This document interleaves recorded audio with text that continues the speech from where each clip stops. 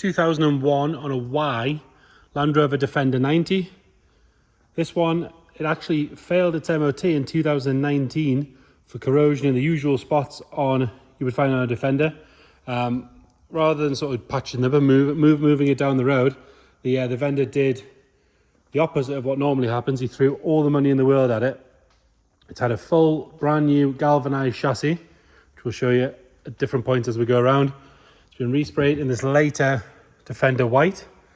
It's been lifted. It's got terra firma kit all over it, polybushed. These lovely 18-inch 5-spoke wheels with BF Goodrich all-terrain tyres, snorkel, gloss black roof, loads of gloss black bits, so your arches, light surrounds, roof vents, barges, grills, the latest style TDCI front end and bonnet.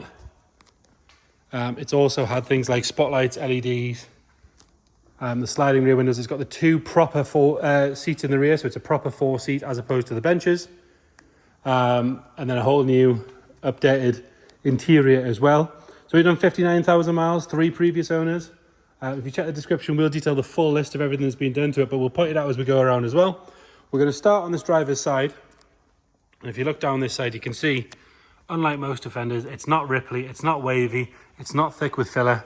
Really nice and tidy.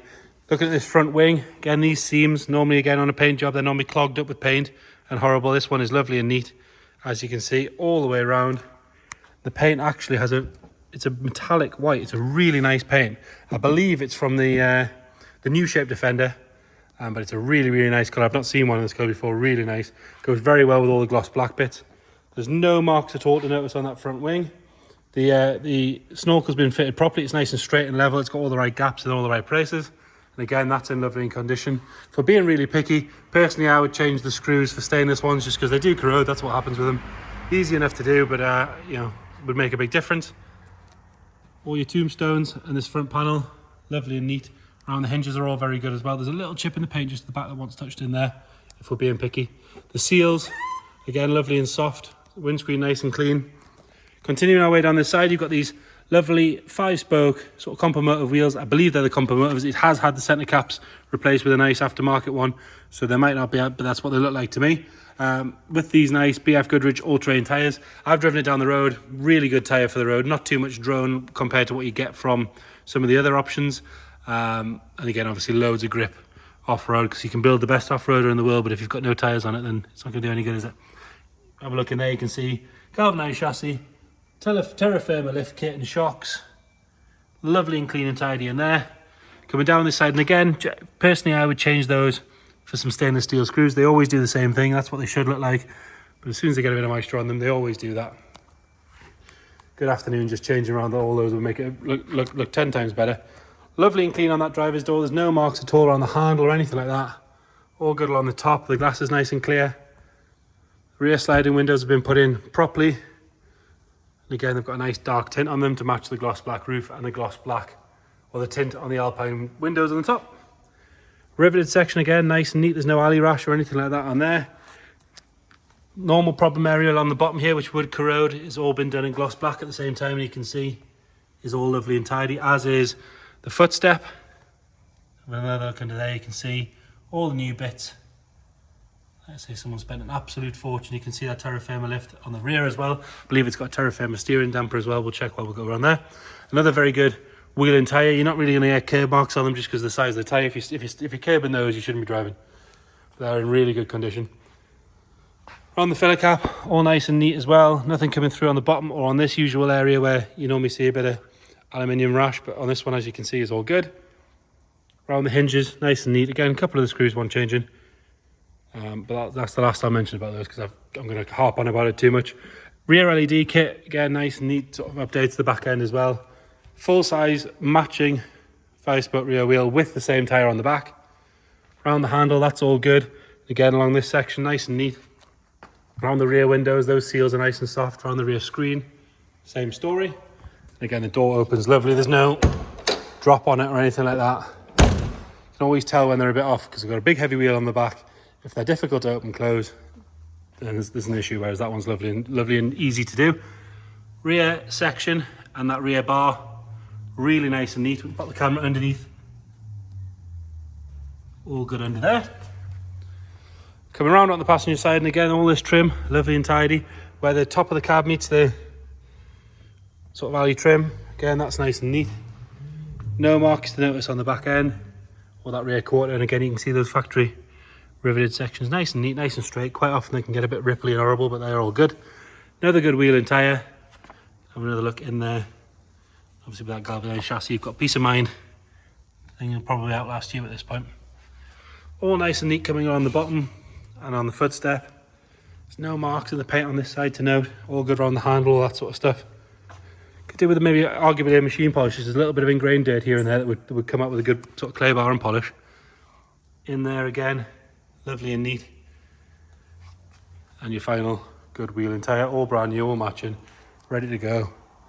Got the high force intakes on the bonnet, both sides. That lovely gloss black front end, again, lovely and neat. No signs of any stone chips on there or on the leading edge of the bonnet. And a gloss black LED bumper bar, which again is all lovely. Pop underneath there, you can see that Terra Firma steering damper, more galvanised. Lovely neat. So really good looking, well built 90 from the outside. And normally at this point is where we look at cheap aftermarket seats and a few other bits and bobs, whereas this one has been done to the same level on the inside. The door card, lovely and neat. Carpeted sections all good down here. You normally get a bit of corrosion coming through here, but this one, as you can see, is like brand new. It actually still smells like a new Defender. Really good carpet set and a mat set, and then fitted carpets on top of lovely clean floors. And it has the latest style TDCI, so you sort of 2010-11 seats in the front and the rear matching, so they're all 4 matching seats. I'm guessing this is what gives the new Land Rover smell. All the stitching's good, the bolsters are nice and neat. It's got a smaller Momo steering wheel, which does help, especially if you're tall like me. It has had the bulkhead delete, so you can get the seat far enough back, and it's got the bar, which I'll show you in a second. 59,476 miles. Lovely and neat down the centre section. We do have heated front seats, heated rear screen, electric windows, manual gearbox. Even the top of the box is lovely. Normally they're hammered by now. And we do have the Alpine stereo upgrade in there as well. Comes with the Alcantara headlining, which is in lovely condition, and the matching sun visors. Pop the bonnet while we're here. And then moving around into the back. Rear door card, all good. Normally you've got things bouncing off that, but that one's nice and neat. Step in, again, lovely and tidy. If we lift that up, you've got carpet under there as well, which will certainly help with the noise. And then this is what they look like when they're folded up. So they fold up to a flat seat, but when they come down, they're a proper full-size seat with a 3-point seat belt and windows and grab handles and interior lights. Again, these are in lovely condition, really, really good. And then that's where your bulkhead delete is. You'll see that bar running across for a bit of extra safety, but it gives you a good extra couple of inches as far as sort of seat movement goes. I'm 6'2", got loads of room in there. Lovely and neat on the door card. Excuse me. Passenger seat, all nice and tidy. There's really no wear at all on those. Very, very good. Carpet section's good. Again, if we lift those all the way up, lovely and neat under there. This side of the dash, again, all good. It does make for a boring video, but it makes for a really, really good Land Rover. And then under the bonnet, you've got that TD5, which is my personal favourite. Really bulletproof engine. Less issues than the later TDCIs. Could do with a bit of a clean in here, but generally pretty good. All nice and neat on the inner wings, the bulkhead. I have had it down the road, like I said, it was driven to us as well. It does drive really well. We'll get that fired up.